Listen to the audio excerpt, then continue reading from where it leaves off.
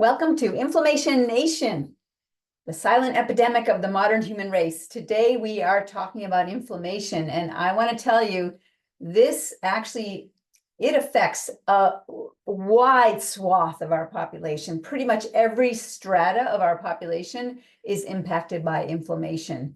It affects all ages, it affects both genders, it affects the rich, the poor, the active, the inactive, like across the board. It affects everybody. And that's because of the way that our culture was set up.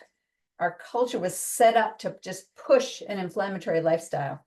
And a lot of people don't necessarily understand inflammation well enough to actually do what they need to do to address it. So tonight we're going to dive deep into all of these topics and categories so that I can train you on what to do, what are the best practices regarding inflammation. And I want to let you know that this is part of a year-long series that we run. We call it the Body Signal series, and we address a different condition every month. And so this month it is all about inflammation. Next month we'll be covering the neck specifically. So if you know anybody that struggles with neck pain, make sure that they get the link for our webinar for next month. All right, so, when I want to investigate something, I like to really go deep and see at what level I can experience it all to really understand it. So a few years ago, I did a tour to just get a cross section of, I went to Europe and I saw London, Paris, Scotland, Montreal, and I got to compare from eating event to eating event. I got to compare the population. And what I saw was the most obesity was in kind of the London, Scotland crowd, more so than the Paris crowd. But what was fundamentally underneath what I saw was chronic low-grade inflammation. And so I want to cover all these things because anybody that is suffering from any chronic conditions, they may very well have a baseline of low-grade chronic inflammation that is fueling it. And so it's very timely that we talk about this as well, because, in the last 4 years, we've had our attention on this acute viral, airborne illness, contagious, scary kind of thing. But what we found out early on was the people that were hit the hardest were the people that actually had chronic inflammatory diseases. And so in our culture, it has become acceptable to manage this inflammation by kind of living around it and just tolerating it and just keep doing what you're doing that got you there, instead of doing the hard things like changing lifestyle to a more anti-inflammatory lifestyle. But in the process of it being okay to just get by with it, just take some pills to manage the effects of that chronic inflammation, what it did is it actually made people more vulnerable. So there's a whole different perspective that we have to take now, where you're not going to get away with it. If you don't get hit from the lifestyle effects of chronic inflammation, you may get hit with it being more risk for a viral thing that comes through, a pandemic that comes through. So it is more important than ever that we actually address this in the way that is the healthiest way to address it, not just the way where you can just keep living around it. And I want to dedicate this webinar and this workshop to my cousin Barry, who a few years ago, he passed away, and he struggled for many years with COPD and asthma, and no doubt about it, obesity and chronic inflammation. And he didn't live near me, and so I kind of lost touch with him. But when I realized, when I got the message from the family that he was having some real struggling trouble, and now they can't help, and he's being sent home to pass away with his family, it really hit me that, oh my goodness, there's another person that I could have helped, and it wasn't on my radar. So I just want to dedicate this webinar to anybody out there who just hasn't had that pivot point yet. People haven't shared this information with them. And I want you to be thinking about the people that you know and love, anybody that may be struggling. And you're going to learn more tonight about just who may be struggling that may not realize it. And I just want you to think about them and think about ways that you could actually support them. You may be the very first one that gives them information, and you certainly could share the recording of this webinar with them. And you can reach out to us, let us know how we can help. All right, so my observations again from a few summers ago when I did my trip was it was all about chronic low-grade inflammation. And so a lot of people, they have assumptions about inflammation and they have misunderstandings. So we're going to get this right. So the first thing to understand about inflammation is that many people think of inflammation as, oh, I sprained my ankle and it's all swollen and red and tender and it hurts. And so people may think that if they did have inflammation, that it would be something that they would feel and it would be sore, kind of like if they had sprained an ankle. They might feel that inflammation somewhere. And, sometimes people will connect chronic inflammation with arthritis when the arthritis is flaring up. But I promise you that inflammatory nature in the joints was there long before the symptoms ever showed up. So swelling with an acute injury and pain, that would be acute inflammation. But when we're talking about what we would call chronic low-grade inflammation, then that kind, it's silent. And 60% of US adults have one or more chronic inflammatory illnesses. 8 out of 10 deaths are from inflammatory or stress, or maybe that's equivalent. And all of them are preventable. And that's what I really want you to know is they're all preventable. The top 7 drivers of inflammation would include an unhealthy diet, so an inflammatory diet that's filled with inflammatory foods. Chronic stress would be number 2. Gut issues, where you have leaky gut or dysbiosis or stealth infections like Lyme or Epstein-Barr, mono, that kind of thing. The 4th one would be environmental toxins, whether it's from air pollution or other toxins we're exposed to, but also medications. Even if they're saving your life, they may come with some stress to your system. And we're going to show you some very particular ones that tend to drive inflammation at the same time that people think it might be helping them with it. So I'm going to show you that. Even vaccinations can be something that can drive and promote more inflammation in the body and chronic low-grade inflammation. And then number 5 would be poor sleep. Number 6 would be blood sugar imbalances. And when our blood sugar goes off from having too many carbs or sugar in the diet, people that are struggling with pre-diabetes or diabetes, definitely an inflammatory situation. And what that does is it drives the cortisol levels. So when cortisol levels are high, then it feeds off of that. And so we have this synergy that happens between blood sugar imbalance and cortisol levels. As cortisol levels are high, blood sugar will go up. And as blood sugar goes up, cortisol goes up. So they feed off of each other. And that can be a spiral in the wrong direction. And then the other place where things can show up is chronic infections, tooth abscesses, root canals, and oftentimes those are silent. People don't even know that those are going on. But those are all things to start considering. And that may result in you being swollen, not at the ankle from an acute injury, but overall your body is going into a swollen state. And again, many times it is silent. So those 2 types of inflammation, the acute kind is painful, the insidious, painless kind, it tends to be silent.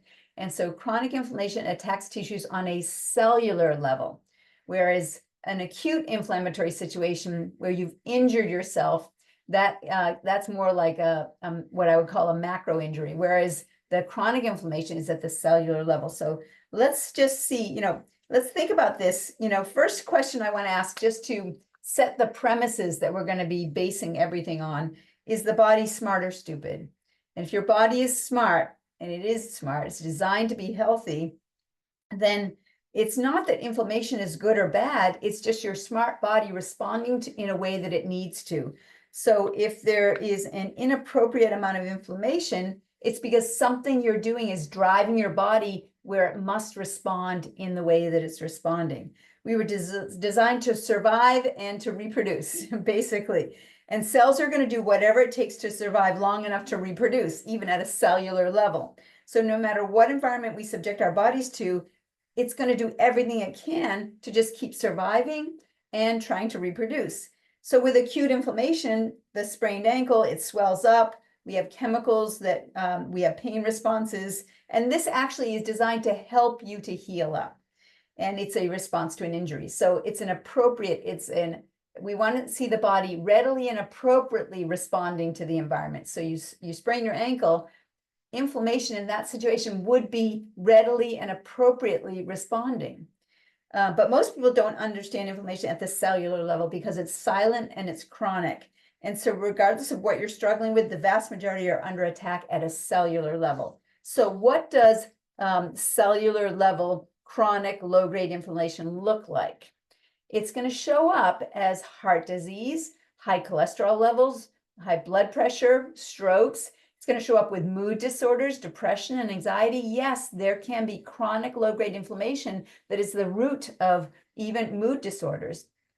Brain degeneration like Alzheimer's or senility, obesity, diabetes, cancer, joint pain, swelling, arthritis. And when we talk about joint pain and swelling, we mean not from an acute injury, but no injury occurred and I'm seeing this swelling and my joints are getting achy, right? That's a sign of chronic low-grade inflammation. We also can see atopic disorders like rhinitis, runny nose, allergies, asthma, eczema, acne, those kinds of things. And then poor recovery. So you do have an acute injury, but you're not recovering from it. That can be related to chronic low-grade inflammation that is driving more and more of the inflammatory process. And that can interfere with poor healing and even a poor immune response. And so if this sounds like anybody that you know, and maybe even you yourself are struggling with one or more of these things, this is how it manifests. And you have to understand the physiology if you're going to have any hope of achieving the optimum health that you're looking for. So don't wait to address these things. I don't want to hear any stories like my cousins. You know, I just don't want to hear those anymore. People that could have been helped, it could have been prevented, it could have been turned around, and it wasn't. And, you know, maybe it's too late for him, but again, you out there, you can do something, you can take action. So as we go through the rest of the webinar, I want you to be taking notes on what are the action steps that you're going to be taking so you can not just have this flood through you with information. Information is, you know, there's no deficiency of information out there these days. What needs to happen is action. And so I want you to be taking notes on the action steps you're going to be taking. So who's ready to take action? And if you know anybody, just lean in on those folks you know so that you can take action. They can help you can help them to take action as well. Don't sit back because the chances are that they don't know that there actually is a better way. So here is how we start to look at what's causing this imbalance. And by the way, if you do know anybody that struggles, or if you are watching this as a recording and you're curious about whether you have chronic low-grade inflammation and you'd like to have a consultation with us, just text us and we're happy to set up a 10-minute phone call and happy to see if we can help. And you got our text number right there, 802-985-9850. So what is it that is causing silent inflammation? It's an imbalance, and an imbalance in fatty acids, the omega-6 and the omega-3 fatty acids. This is the key to all of this. And so the ideal balance for omega-6 and omega-3 fatty acids is a 1:4:1. So, and when we look at Paleolithic man and the diets that they had and the lifestyles that they had, they would have had pretty much a 1:1 omega-6 to omega-3 fatty acid balance. And I don't know if any of you saw the workshop I did in May, which was the how to get 15 pounds healthier in 15 weeks, 15 and 15, we call it. We were talking about hormonal imbalances. And we talked about the fat storage hormone, which was, if you remember, insulin. So insulin's the fat storage hormone, and it drives the body toward obesity and blood sugar concerns, diabetes, that sort of thing. It leads to heart disease, cancer, all of those kinds of things. So tonight we're going to look at a specific ratio of the essential fatty acids. So instead of it being a hormonal imbalance, it's an essential fatty acid imbalance. So essential fatty acids are what are required by the body because they can't make these themselves. The body can't make these. And so we have to consume them in our diet. That's the only way that we can get them in. The omega-6s we think of as good fats. So neither of these are bad. Omega-6s are good fats, but omega-3s are great fats. That's the way I want you to be thinking of this. So omega-6s are good as long as they're not out of balance. if they start to get out of balance, then they're going to have a detrimental effect. And so, and especially, we want to make sure that we have healthy versions of the omega-6 fatty acids. So we're going to look at that tonight as well. Sometimes there are omega-6 fatty acids that are denatured as they're processed. And so those are terrible. Just stay away from those. And I'll go through that with you. But the omega-3s are the great fats, and balance is really the key here. So 1 to 1, maybe up to 2 to 1 is what our ancestors from 40,000 years ago, 20,000 years ago, what we would have seen. And all that was shaped with our genetics and our digestion and our cell function. It was all based on this ratio. So we were designed genetically to have the best outcomes with our health if we have this kind of balance. And our genes have not changed in 40,000 years, but our lifestyle and our environment definitely has, and has thrown us out of balance. So we have to actually be very strategic to get back to the right balance. Our ancestors wouldn't have had to think about it. They just had to live, and they were already living a healthy lifestyle. Just to be alive meant you had a healthy lifestyle 40,000 years ago. But today, we actually have to plan it. We have to take measures that are outside of the traditional way our culture is set up now. So in our current culture, we have this modern massive increase of omega-6s, and we have a drop off of the omega-3s. So in the last 200 years or so, especially in the last 50 years, our body has shifted into a pro-inflammatory state. And so the denatured omega-6 oils come from processing the cooking. They come from processing them either in their preparation before we open them, or if we are using them in cooking, cooking itself can sometimes denature them as well. And so the unsaturated oils can oxidize and they can get damaged.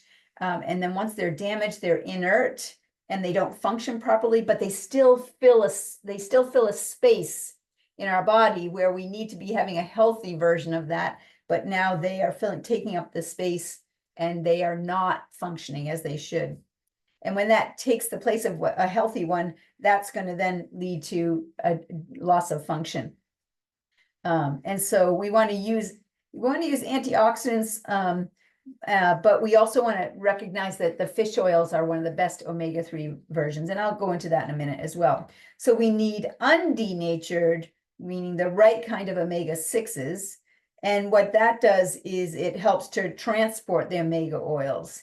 And so if they're already bad, then it's, a lot of people talk about cholesterol, being concerned about cholesterol and fats and so on. But oftentimes we just have to recognize that cholesterol is just a transporter. It's just something that is carrying things. And so the oils really need to be healthy oils, organic. They need to be expeller pressed is okay. But most oils have been hybridized, so they are higher in omega-9s, which is a non-essential fatty acid. So I'm going to show you the different types of fatty acids, linoleic and linolenic. We only need a little bit of the linoleic acid, and we have way too much in our diets. So you want to really avoid the soybean, the corn, the safflower oils, the cottonseed oils, and the canola oils. Let's now look at an example of these different types of fats. So the good fats are going to be the traditionally used fats and oils. When I say that, I want you to be thinking of Paleolithic man. What were those fats and oils that they would have been eating? So the healthy animal fats from healthy animals themselves, it would be not highly processed. It would not be refined. So we would be looking at olive oil. And nowadays, avocado oil is a good newer oil that we have access to. Peanut oil is actually a traditional oil. And again, if it's from healthy peanuts, then it's not processed improperly, then it's going to be a good source. Butter and ghee are traditional. Tallow and lard, especially coming from healthy animals.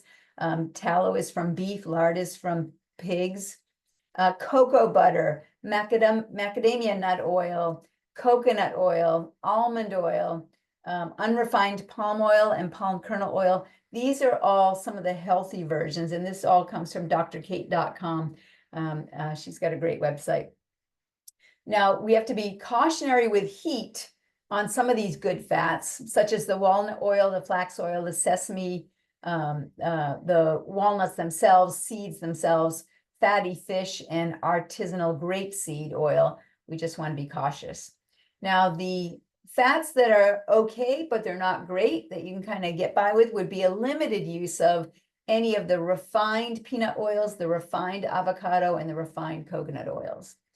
The ones you want to run the other way and don't let them into your house would be the bad fats. So anything that is polyunsaturated, the trans fats. So if the label says it's hydrogenated, if it's been refined and bleached and deodorized, you don't want to eat them. And that is going to include all of these. So the soybean oil, the sunflower oil, safflower oil, canola oil, corn oil, cottonseed oil, hydrogenated oils, the refined palm oils, that fake whipped cream that you can get, the fake butter spreads, earth balance, like those kinds of things, even the ones that sound good, they actually don't have the healthy oils in them. The store-bought pastries, the chicken nuggets, the margarines, the shortening, the restaurant fried foods. I don't know how old you are, those of you watching, but I remember when I was a kid, Crisco was just in every household.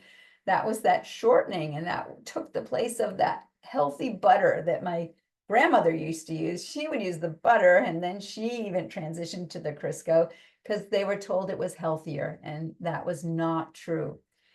The restaurant fried foods, the most chips and crackers, if you look at the oils that they've been cooked in, most protein bars, you look at the oils, most salad dressings, most mayo brands, most granola and cereal, you have to start looking at the oils. Now, some of you have gotten very good at looking at the sugar, but you have to start looking at the oils. And in most restaurants, they may use grapeseed oil or rice bran oil, but most of them actually are using the canola oils and the vegetable oils that are not the healthy ones. And sometimes that's because they have people that are visiting their restaurant that are vegetarian, and they may want to make sure they're not using the tallow or the lard because of that. However, the tallow and the lard turns out would be a very healthy oil to be using. So I hope this helps you kind of look at that spread of the oils and know how you can navigate that. Now, when we look at omega-3s and 6s, the reason why they're so important is because they are making up the cell membranes. And so when we look at the cell membranes, really, if you think of it, what are you made of? You're made of your cells. And all your tissues are made of your cells. And cells are made of fat. So we have to make sure that they are made of the healthy fat. And so when you eat food, it's not just for fuel, it's for building blocks. And so you want to put healthy fatty acids in because that's what's making up every cell membrane in your body. And so every cell membrane has a phospholipid bilayer that has proteins that act as gates and the doors. And so you can see, if you can see my little pointer here, this is the phospholipid bilayer. It's 2 layers. And so there's the lipids on one side and the lipids on the other side. And then we have these gateways that are the proteins. And cholesterols are part of the cell membrane. We actually need them in our cell membrane. And then we can have other proteins. And this is how we get things in and out of the cell. So that's the nature of a cell membrane. And the best way to think about this is actually, if you think of this, many people think of their cell as though it's just a big ball. But I want you to start thinking of it as, rather than us being a cluster of cells or a cluster of spheres, it's not that simple. What most people don't realize is we're not just a bunch of these balls stuck together to form our tissues. It's actually more like something like this toy. So if you recognize this toy, a toddler's toy, it has different shapes. And in order to get the shapes to get inside, they have to match. And so if you don't match up the shapes, you can't get the shapes to go inside the ball. And so all of our cell membranes actually are covered with these receptor sites. And it's like a lock and a key. So the receptor sites are there to receive information that's coming from things outside of the cell, hormones and messengers. And so as long as the receptor is healthy, the receptor site is healthy, when that right shape comes along because it's a hormone that has a message for that cell, if it fits in, then it's going to be able to deliver that message. But if the receptor site is distorted and it's not healthy because the whole membrane itself is not healthy, then those the messengers can't get their message to the cell. And so when we look at the omega-3 fatty acids, essential fatty acids, they have functions that allow for optimal cell function because they are how we're going to allow things to get in and out of the cell in a healthy way. The shape and the function of the cell receptors are dependent on the essential fatty acids. Now, omega-3, it's a liquid at room temperature, and omega-6s are solid. So omega-6s give structure to the cell membrane. They give a rigidity to the cell membrane. So we need to have a certain level of structure, but we also need fluidity in that membrane because it makes the receptors easier to shift, and it makes them readily available to adapt and let things in and out as needed in a moment. And so if we have too much out of balance omega-6s, if omega-6s are dominating, then we're going to have too much rigidity, and we could have distortions in the receptors, or the receptors just can't change to accommodate the next messenger that's coming along. And so the proteins act as the gates and the door. And when the gates and the door inside the lipid membrane, if they can't shift and change because the lipid membrane is too rigid, then that's what interferes with the messengers. And so a healthy cell needs to be able to let things in and out properly, and that's going to be based on the shape of the receptors. So it really comes down to cell membranes that have fluidity to them. And because they have the receptors that are like locks and keys, again, we need the omega-6s. We do need some to provide the structure, but the omega-3s promote the fluidity, and that gives us more adaptability. When we look at omega-3s and inflammation, it's when they get out of balance. So the omega-6s and omega-3s, they need to be in balance, in a balanced ratio. The EPAs and the AAs, they will compete for these different places on the cell membrane. And we're going to talk about the prostaglandins, silent inflammation, and then how we can do testing to know whether or not we have a good balance or not. Now, I used to use a whiteboard for this when we were in real time all together in the same room, but now I'm just going to refer to this chart. Now, don't let your eyes glaze over right now because it just looks a little busy, but let me just walk you through this. So the omega-6s, or the linoleic acid, those are found in the polyunsaturated oils, including flaxseed oil, corn oil, safflower oil. So again, we need a little bit of this. That then turns into delta-6 desaturase, and then the delta-6 enzymes can be impaired by aging, alcohol, and nutritional deficiencies, or from trans fatty acids and elevated cholesterol, again, of the unhealthy type. And that's going to then affect the gamma-linolenic acid. It's going to promote the GLA. Now, we do need, again, some GLA, and that can come directly from the black currant seed, the evening primrose oil, and borage. Those are good sources of that. And we want to have between 18 and 24% of the GLA of our entire fatty acids. Now, then from here, the GLA is going to transition into the dihomogamma-linolenic acid, the DGLA, and then that actually will transfer into the delta-6 desaturase, and it also produces a series 1 prostaglandin, which is anti-inflammatory. The PGE1 is anti-inflammatory. And then from here, the delta-5 desaturase, that becomes arachidonic acid, or AA. Now, arachidonic acid is going to, again, compete for the cell membrane. And so one of the functions of the arachidonic acid is to turn into a lipoxygenase, and that then becomes pro-inflammatory. It's more inflammatory when it is sitting in the cell membrane.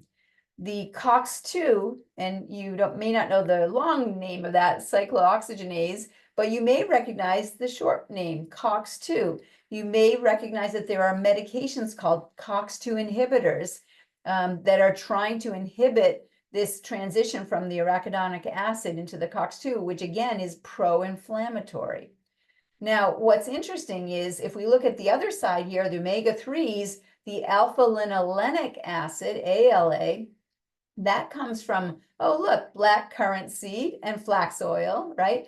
15%, 85% can be from these sources. However, to get it from this source all the way to where we need it, it still has to go through these steps of transitioning from delta-6 desaturase stearidonic acid, then it becomes this icosahexaenoic acid, say that 3 times fast, right, the ETA, and that becomes the delta-5 desaturase. You'll see that's on both pathways here, and that then becomes the EPA and the DHA.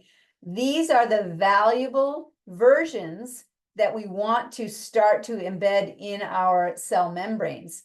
Now, what you'll notice is these come directly, exactly the way we need them, from fish oil and cod liver oil. Now, there are a percentage in the population that actually cannot transition this, or it takes an enormous amount of energy to transition these forms of the ALA all the way down to till they get to the EPA DHA form. And so some folks that are vegetarian and they're trying to get their omega-3s from these sources, there are people that are vegetarian that don't actually have the ability to transform them into the forms that are actually ready to make up the cell membrane. And it also turns out that the EPA can also block the omega-6 delta-5 desaturase downstream conversion. So it actually can do exactly what the COX-2 inhibitor medications are trying to do. And that can come just directly from the EPA.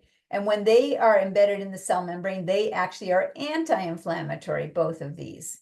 And so we actually do want these anti-inflammatory things to be flooding our body rather than the pro-inflammatory. So I hope you don't mind, we geeked out a bit here. There will be a quiz at the end. Not really. But I want you to know that there's another whole piece to this as well. And that is that, let's say we do have an acute injury. We want to have chemicals in our body ready to have the inflammation that we need to heal it, but then we want that inflammation to resolve. And so I encounter people in my practice, they come in and they had an injury a while ago, and they still have trouble from it. And maybe it's even still swollen and it's just not getting healthier. And that means that something that was an acute inflammation that should have healed up, something got in the way of us resolving that inflammation, and it turned into chronic low-grade inflammation. So when we look at that, I just want you to know that there are pro-resolving mediators, and look at what they are: the arachidonic acid, the EPA, the DHA, and the DHA is the ones that have the resolvins as well as the EPA. So these are the ones that have the resolvins, and even can have some neuroprotectins in them as well. And these are coming from the healthy versions here. So I'm not going to go into too much detail there, but I wanted you to know that's another role of these EPA, DHA, healthy omega-3s, is to be able to help resolve inflammation when it happens. When we have unwanted fat and obesity, it's because there is a hormonal storm happening, and we cover that in more detail in the How to Get 15 Pounds Healthier in 15 Weeks webinar. So if you want to go back and watch that one, you'll get a lot from that as well. But we also want to recognize that, again, there's the hormonal storm, but there's also the pro-inflammatory lifestyle and pro-inflammatory reactions that are happening in the body, and that then leads to chronic disease. So there's the metabolic derangement aspect, which is the hormonal storm, but then we have the cortisol that is at a high level, and that promotes fat storage. We have the stress, which increases the prostaglandin 2s, and then we have some other things that can also be part of this. There's interference in the nervous system at the top of the spine, the C1, that can affect the vagus nerve, and that can drive a stress response, and it can interfere with the acetylcholine levels in the body as well. So really, it's not just about looking good. We all want to function better and feel great as well. And again, 50% of the people, oftentimes these are people that are obese, they just can't convert the EPA and DHA to the resolvins to stop the inflammatory process. And so again, that's an important piece to address for those folks. So now, how does this affect us if we do have all of these things happening where we don't have the healthy cell membranes? how does it affect us at the organ system level? If we look at cardiovascular health, heart disease it's an inflammatory problem. So it affects heart health, it affects the blood vessels, it affects the high cholesterol, high blood pressure, plaques, clots, and strokes. So let's unpack this a little bit. And then let's just recognize that heart disease, really, it's cardiovascular disease. And notice that cardio talks about the heart, but vascular is talking about all the tubes that the blood flows through. And we have something called a lumen, which is the lining of the blood vessel wall, the lumen. And the reason why inflammation is going to affect the blood vessels is it affects the lumen. So when you have toxicities or deficiencies or both, you're starting to irritate the inside lining of the blood vessels. And that can be from high blood sugar or from the unhealthy fats in the diet. What it can do, it can cause scratches or nicks in the walls. And then that exposes the inner muscle layer to blood. And the body does not like to have the blood that's flowing through the blood vessels actually hit the muscle of the blood vessel wall, because it's now saying, oh no, we've got an injury, we've got to deal with that. So it responds by creating an inflammatory immune response with plaquing. And it'll use cholesterol for that plaquing, which can then accumulate. And then if that breaks off as a clot and travels through and clogs up the smaller blood vessels, the arterioles, that can then lead to the heart attacks and strokes. So that's what heart disease is. It's inflammatory, but it can be totally eradicated. And I want you to just recognize the cholesterol has been demonized here because it's the one that is brought in to try and heal the nicks and the cuts. So it's just like if you cut yourself and a scab formed, the scab isn't a problem. It's the fact that you nicked it that is the problem. So the cholesterol is not a problem. If you have healthy blood vessels and you have an anti-inflammatory lifestyle, so you're not nicking up those blood vessels, then that cholesterol is just going to run smoothly through there. There's not going to be any reason for it to create a clot for no reason at all. The only reason that clots come up is because you've already nicked and damaged that wall and it now needs to be repaired. So instead of treating this cardiovascular disease with drugs, which really they're just, we talk about prescriptions as prescription slips, like a permission slip. And it just gives people permission to just keep living their crappy lifestyle that's causing all the problems. So here, just take this drug and keep living that toxic, deficient lifestyle that you've been living that created it. If it forces your blood pressure down with the drug and you keep living the same lifestyle, you're still going to have the trouble, because even if your blood pressure is lower, you're still nicking up those blood vessel walls, and the blood chemistry is not going to change. So the cholesterol levels are elevated because your smart body's responding to the irritation of the plaquing of the walls. And so then you can drive those cholesterol levels lower, but you still have heart disease, right?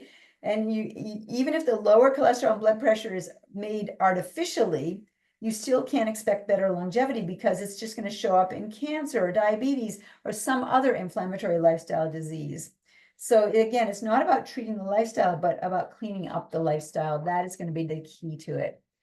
Now, what about joint health? So anybody here struggling with joint problems, inflammation in the joints, chronic inflammation? Again, there are two ends of the spectrum here that are struggling with joint health. There are the people with shoulders, elbow, knee, hip problems, where they have this superpower where when weather starts to come in and change, they know in advance before anybody else, because they can feel it in their joints. So they've got arthritis, degenerative joint diseases, osteoarthritis. We lovingly call it FAS, adult falling apart syndrome. And it is rampant, and baby boomers have got it all, right? But if anybody tells you that degenerative changes are a natural part of aging, I just want you to kick them in the shins, because it's not true. It's the result of a cumulative unhealthy lifestyle that is leading to that. And we can see it in x-rays, we can see bone spurs, and that just tells us how long the problems have been in the spine, but it doesn't tell us that that's a normal part of aging. And if you've got arthritis in one knee, well, both knees are the same age. I don't think you were just hopping around on one knee for half of your life to make it age faster, right? Did it take more steps than your other knee did, right? So the result is actually due to chronic poor biomechanics and biochemistry.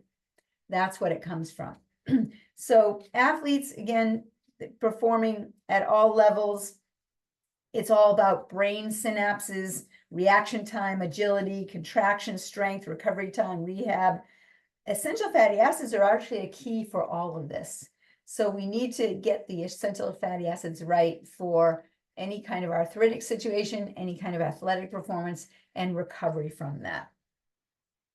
Brain health, very big concern here. So DHA and EPA are for brain synapses. So that every nerve cell has to have these essential fatty acids in order to function properly.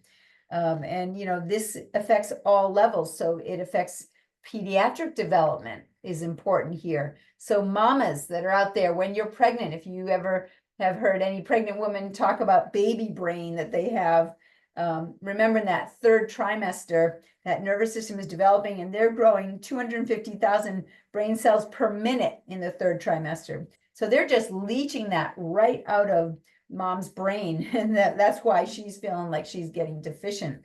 And so we want to make sure that our moms, pregnant moms, are making sure they have the right fish oils and that they keep that topped up as their baby is using it as it's growing. And then of course for breastfeeding, it's the same thing. So when you're breastfeeding, your baby is depending on you to have the healthy fatty acids for it to grow, but you have to make sure that you're replacing them so that you don't get tanked from that as well. And so there's an art to introducing and integrating things when we look at moods, when we look at depression, anxiety, senility, Alzheimer's. All of these are related, this brain health is related to getting that essential fatty acid balance right.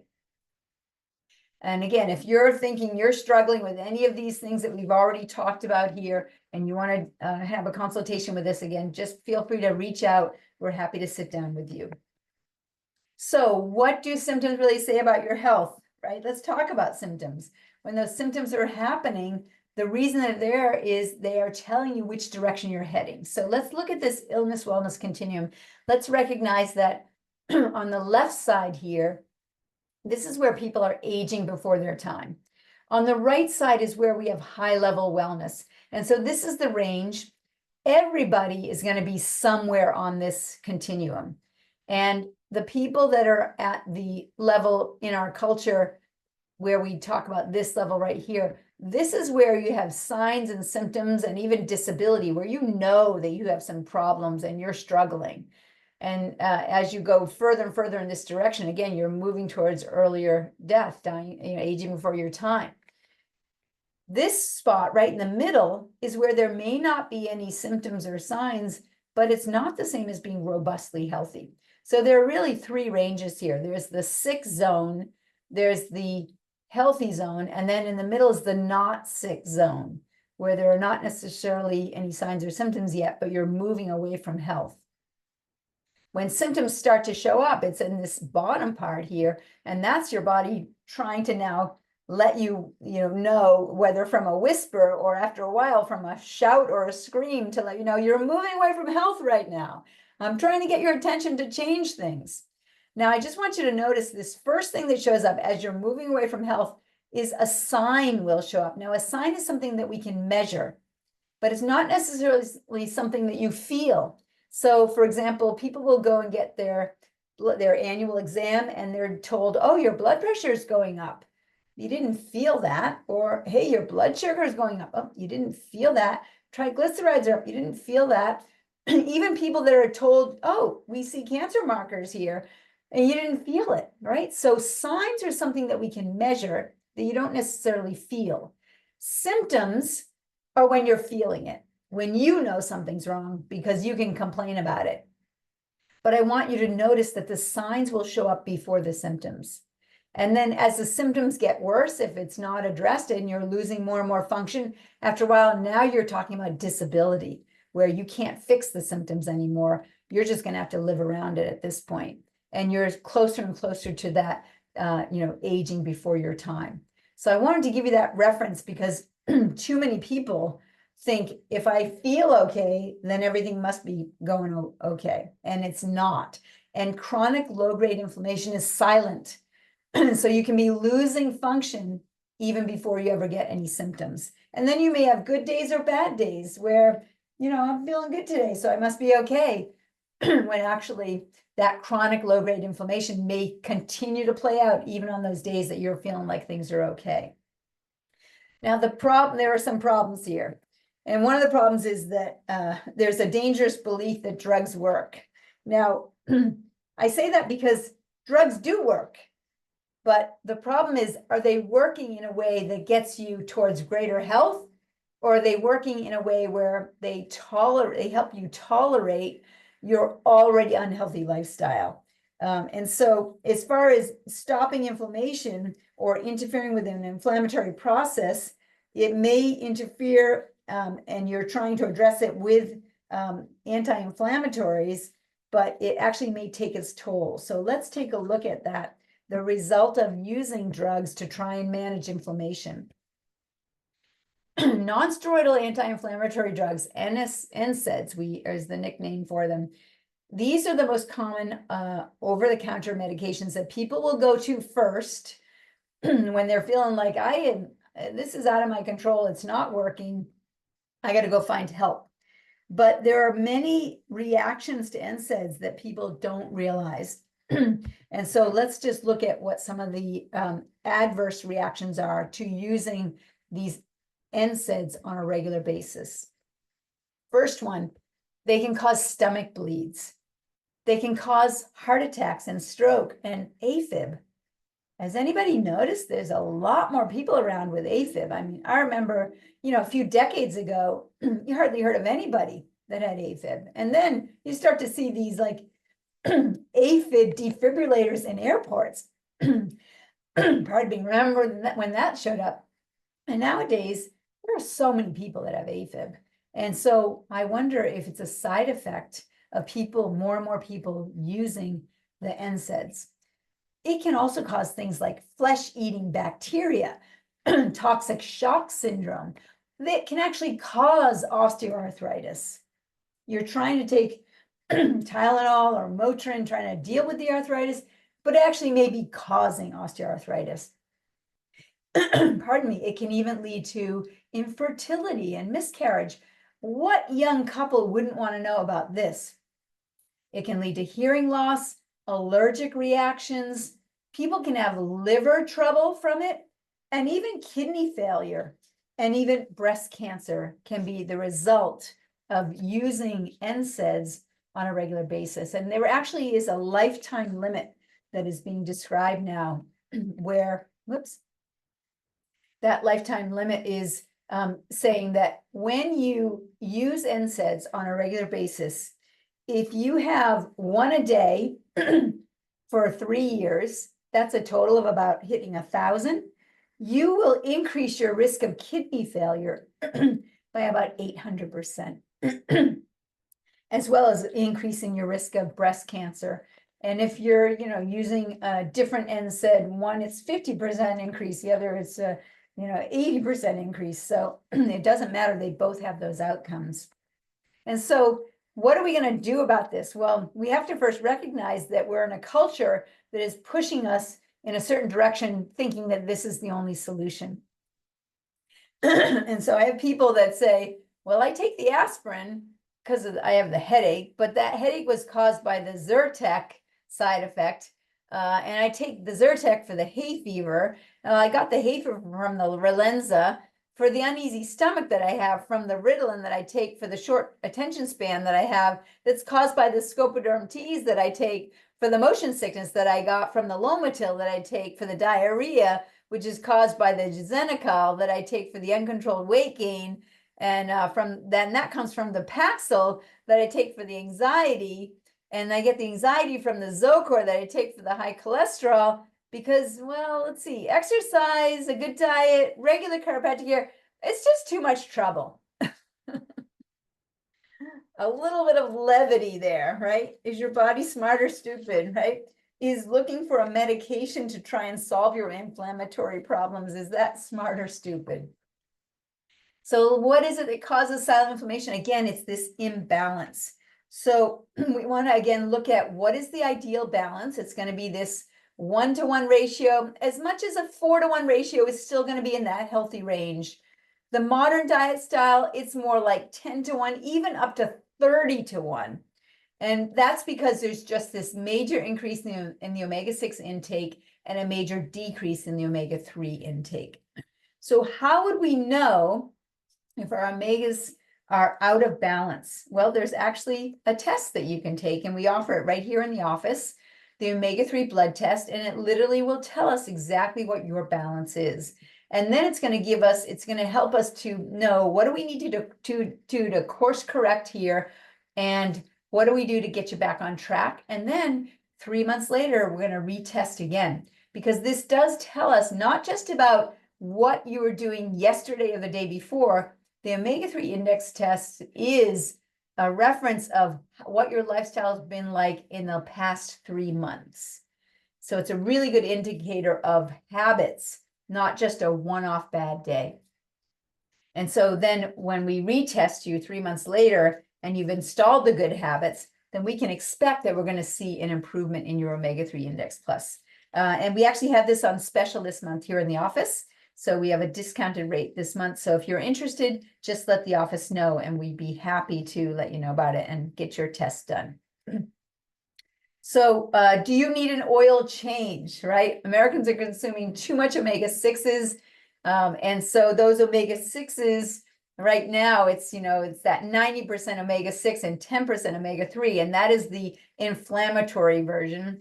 In the anti-inflammatory category, we're going to see a good balance where we have 50% omega-3, 50% omega-6, equal amounts. So that's what we are shooting towards. All right. And so if we have the inflammatory imbalance, we're going to have more pain. We have the anti-inflammatory, we're going to have less pain.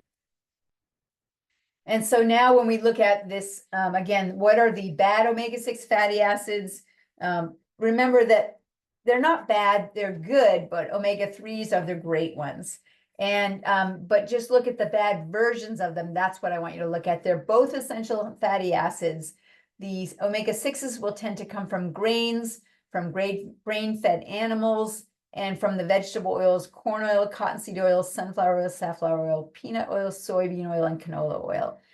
And so there's plenty of that around in our diet that we don't need to target trying to get omega-6s in. They're going to be there. And even in healthy grains that you eat, there's going to be a good amount of that omega-6 fatty acid that's available. But the omega-3s are what we want to make sure we start to add those more into our diets.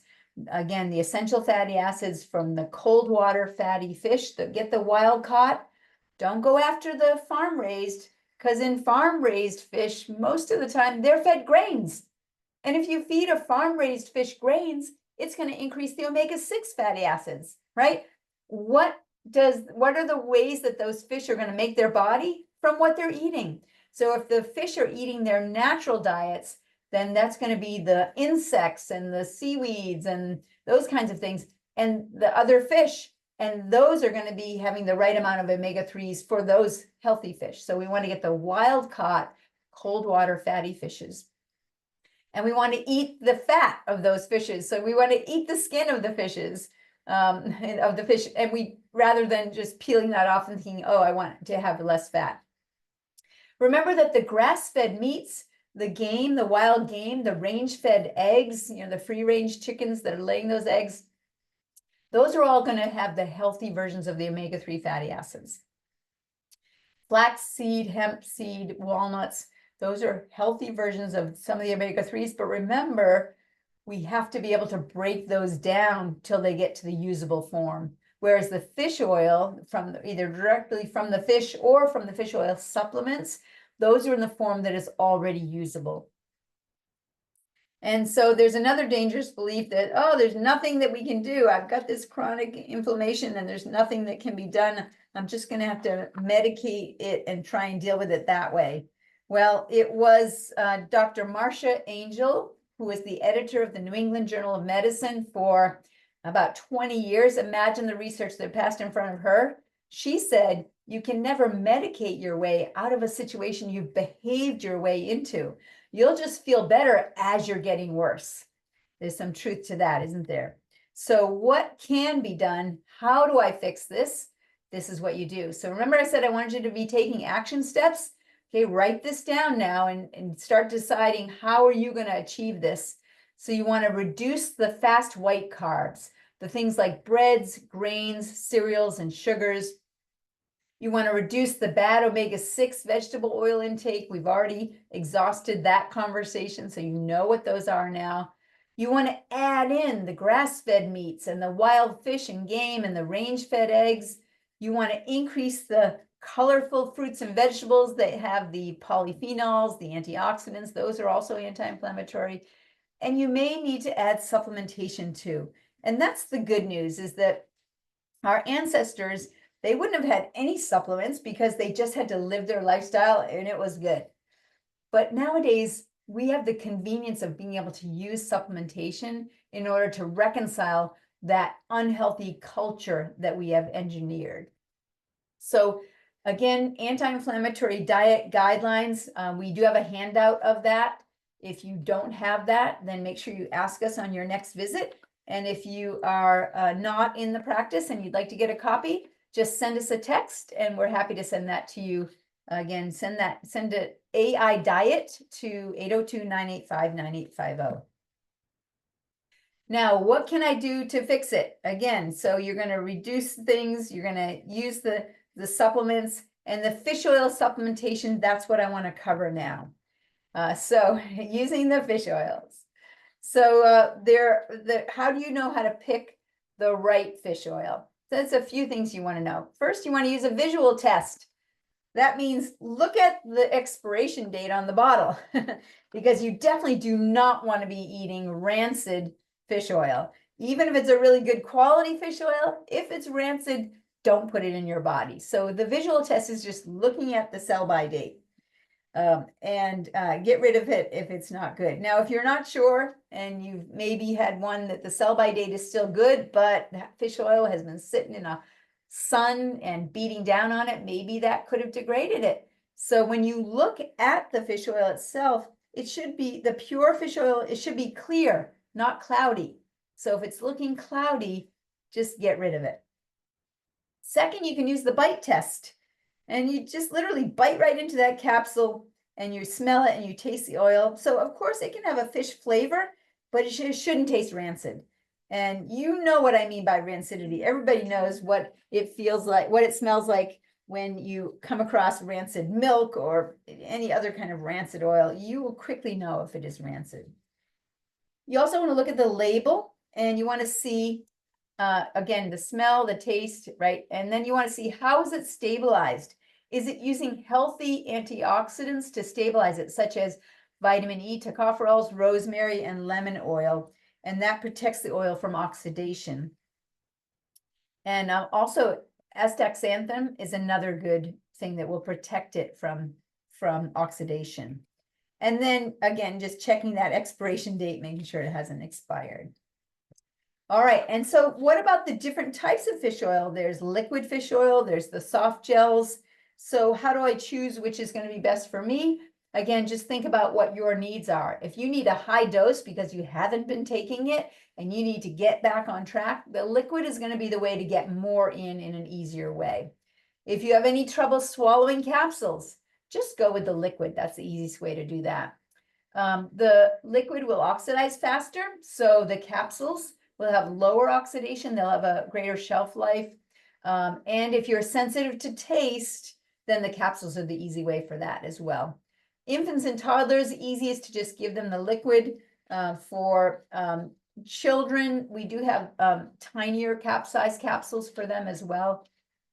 But the liquid is the easy way to go here.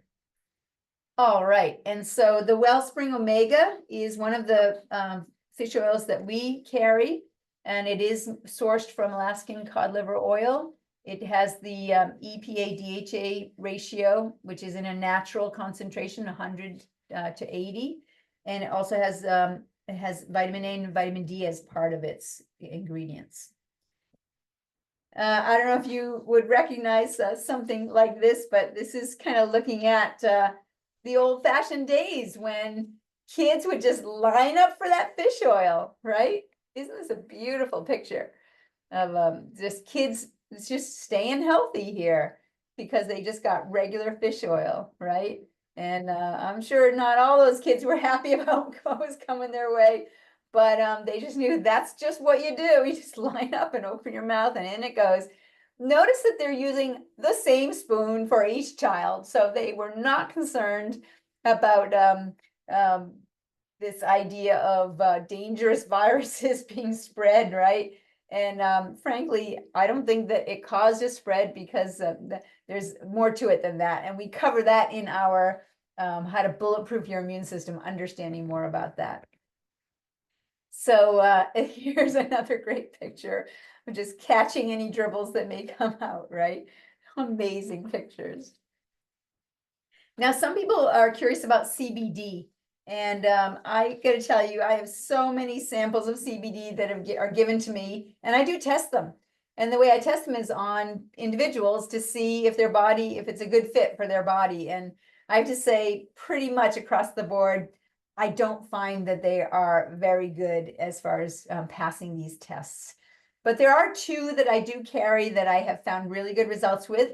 And I do like to test people because some people test strong for one and not the other, but the ingredients and the processing of both of these are very good.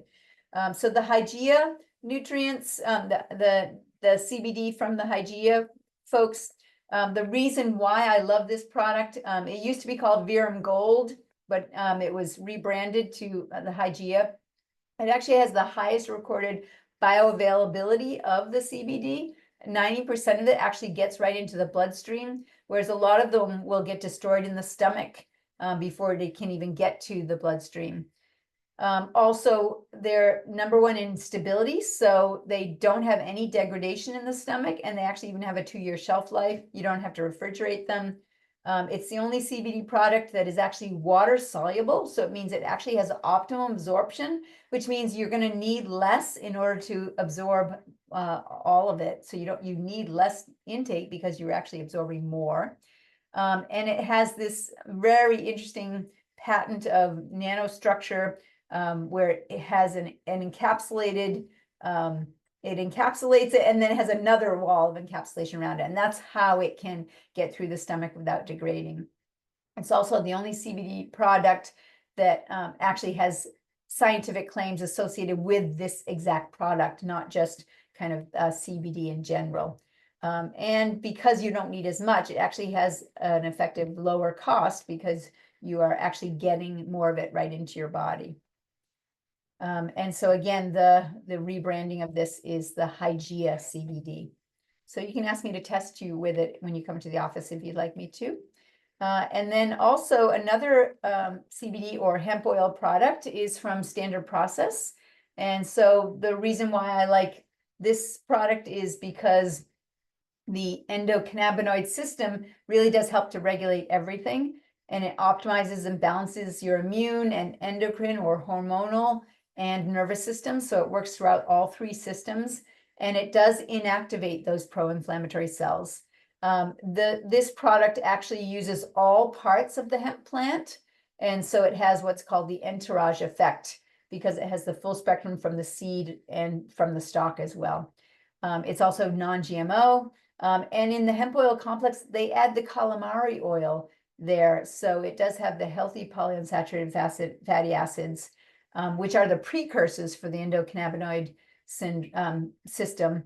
And it also has True Broc, which is broccoli. It's a source of broccoli that activates the NRF2 pathways, again, which are part of, I didn't go into that, but they are part of the anti-inflammatory process.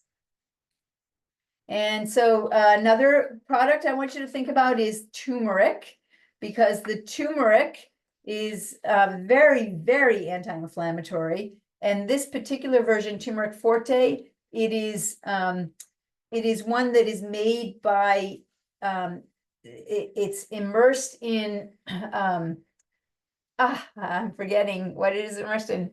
It's something, fenugreek, it's fenugreek. So by immersing the turmeric in fenugreek, it makes it 26 times more absorbable than regular dietary turmeric. Dietary turmeric, when you eat it like Indian food, only 6% of it actually gets through the gut wall, so it can get into the body. Whereas turmeric forte, 26 times that is actually absorbed, so you don't need as much as other sources of turmeric. Now, another thing that is anti-inflammatory is using something called the protomorphogens that Standard Process has.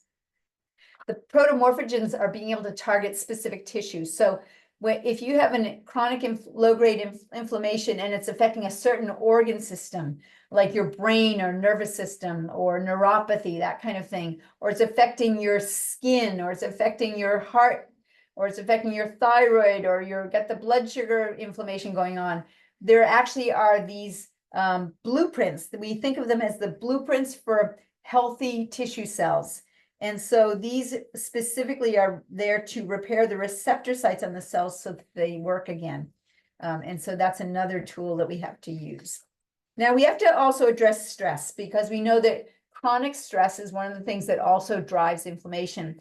And chronic stress comes in 3 dimensions. It's not just our thoughts, it's also the chronic inflammation that comes from toxins or the foods that we're eating or the pollution, those sort of chemical sources, and also from the traumas that we may have had, or even a sedentary lifestyle. But all these stresses can cause something called subluxation, where we have misalignments in the nervous system and in the spine. And so this research showed that C1, which is the vertebra at the top of your spine, right where the vagus nerve comes out, if the C1 neurons, if they are interfered with, they actually have an anti-inflammatory reflex, so they can lower inflammation in the body. But if we have the mediation between afferents and efferents, so you have information that is going up to the brain and you have information that's coming out from the brain. That's what we mean when we talk about afferents and efferents. And so if you have an imbalance there from a subluxation, they can be actually dampening down that anti-inflammatory response. And so if the C1 is involved with a subluxation, nerve interference, it can actually cause an increase in sympathetic dominance, or sympathoexcitation, we call it.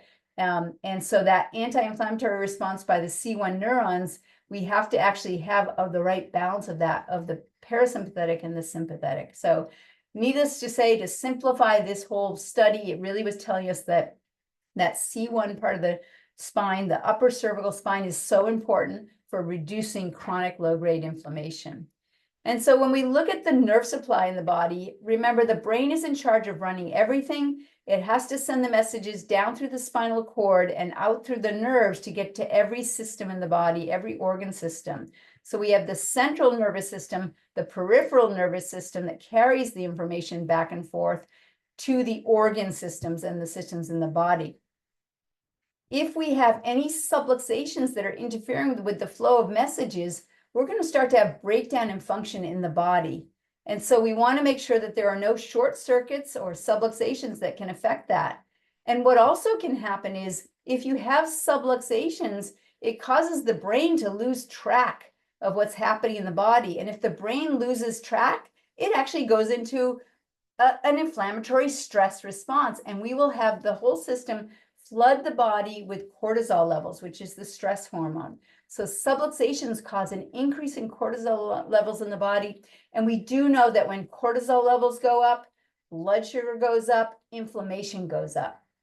And so I want you to just understand how important it is to have a healthy spine so that you can have that low levels of, you want to resolve that inflammation to get rid of that chronic low-grade inflammation. This is something that is under the radar. A lot of people don't know this. You know, people can get the idea of, yeah, I got to live a healthy lifestyle. What does that mean? That means, and by the way, if you're not sure if you have subluxations, feel free to reach out to us. We'll have a consultation. We'll see if we can help. So just text us and we're happy to see if we can help. So when we talk about lifestyle, it's how you eat, how you move, and how you think. And how you're choosing these lifestyle choices, it's going to be cumulative. So the more healthy lifestyle choices that you have, the more cumulative a benefit it is. The worse lifestyle choices you have, the more cumulative it's going to be to go against you and to drive chronic low-grade inflammation. And how you eat, how you move, and how you think are the things that can keep recreating subluxation patterns which then can keep recreating that high cortisol level and driving inflammation as well. So this is the hardest thing for me to do in my practice, is how do we retrain people to have healthy habits of how you eat, how you move, and how you think. And so I did find a way to really, the easiest way to do a factory reset, right? How do we just push that button and reset everything? Reset the hormonal derangement, reset the out of balance inflammation in the body. And one of the best programs I know of is called Bonfire Health. Now, bonfirehealth.com, and you can go there and you can check out this website. And they basically are recognizing that if we look at the healthiest habits in the world, there are 39 healthy habits that if you can nail these, you're going to be actually moving towards optimum health and optimum function and moving away from this chronic low-grade inflammation. And there are 3 categories. So they use the bonfire as their logo because in order to have a bonfire, you need to have 3 things. You need to have fuel, air, and spark. Fuel is how you eat, air is how you move, and spark is how you think. So again, you could have a pile of wood with plenty of air. If you don't have a spark, you have no fire. You could have the fuel and the spark, but if there's no air, you have no fire. You could have air and spark, but if there's nothing to burn, you have no fire. So you need to have all 3 at the same time, over time, in order to have a bonfire. And everybody wants a bigger bonfire if that bonfire is your health. And so there's a little play here on words because we often think of inflammation as hot, right? And the fire of inflammation, we want to dampen that down. And the way we dampen that down is by increasing our bonfire of health. So fuel is how you eat, air is how you move, spark is how you think. And so what they did is they came up with the 90-day challenge. And what they do is they'll send, if you sign up for the 90-day challenge, they're going to send you 3 emails per week, one on how you eat, one on how you move, and one on how do you think, fuel, air, and spark. And it's just going to give you 1 tip. And at the end of the 90 days, you will have gone through 39 tips, 39 of the healthiest habits, 13 in each category. And if you can do all those habits, it's the easiest way I've ever seen to just implement those 39 healthiest habits. So I challenge you to consider this as one of your action steps, to go to bonfirehealth.com. And when I saw what my colleagues had created, I said, I'm with you. And so I'm one of the only bonfire doctors in Vermont. So I get to introduce it to you. You might think it has a high price tag. It probably is worth about $5,000 and how it can impact your health, but actually it's free. So don't undervalue it just because it's free. I want you to consider signing up for this 90-day challenge as an action step. And the best way to do it is to do it with somebody else. So get a bunch of your friends together, maybe a group of your family members, maybe it's your coworkers, and everybody jump on board, start that 90-day challenge the same day. And that way everybody's getting the same emails and there's a little bit more accountability that way, right? I know those emails, they just fill up your email box, right? And the fastest way to go through them is just delete, delete, delete. But the only way this works is if you read them. And so if you read that email, just do what it says. If you don't have much time, just do what it says. But if you're curious and you want to know about the research behind it, you click on the link. It takes you right to the website. It shows you all the research behind it. And if it's something you don't know how to do that particular exercise, click on the link. It takes you to a video that's going to teach you how to do it properly. If it's a food you've never encountered, it's going to take you to the recipe. And if it's a thought process, it's going to take you to the best way to do that too. So I really want to encourage you to use this Bonfire Health site because it's going to be amazing on how it can really help us cover more ground. Because in between visits, you won't be working against me anymore. We're going to be working together, and that way we'll cover more ground on each visit. So another dangerous belief is, oh, your problems are going to go away if you ignore them. Like, how many people have tried that? Try it for a little while, maybe it'll go away. And some people, it takes them about a year before they get to me and they're like, okay, it's still not going away. Well, you know, what happens to any other problem if you don't address it? It just gets more complex, it gets harder to fix, it gets more expensive. So please address these things as soon as possible because it really will have an impact. It's all cumulative over time. And so again, we want to just be taking action steps to get there. So what are your action steps? Maybe your action step is to make sure you attend the neck workshop that's coming up next month, or to go back and look at the Bulletproof Your Immune System workshop, or the How to Get Healthier in 15 pounds healthier in 15 weeks. If you need links to those, just let me know. Or maybe you need to take that omega quant test so you can see whether or not you have the right balance of those omega-3s. Or maybe you have to revisit that anti-inflammatory diet and go through that with a fine-tooth comb. Maybe there's some information that's getting in there somewhere that you weren't remembering. And maybe if you're not in the practice with us, maybe your action step is going to be to send us a text so that you can join us and see if we can help. I'm happy to help. So thank you so much for your time and attention, everybody. And again, just make sure you're taking your action steps. And I thank you so much for joining us. And I'm going to turn our recording off and we'll answer any questions that come up. So thank you for joining us.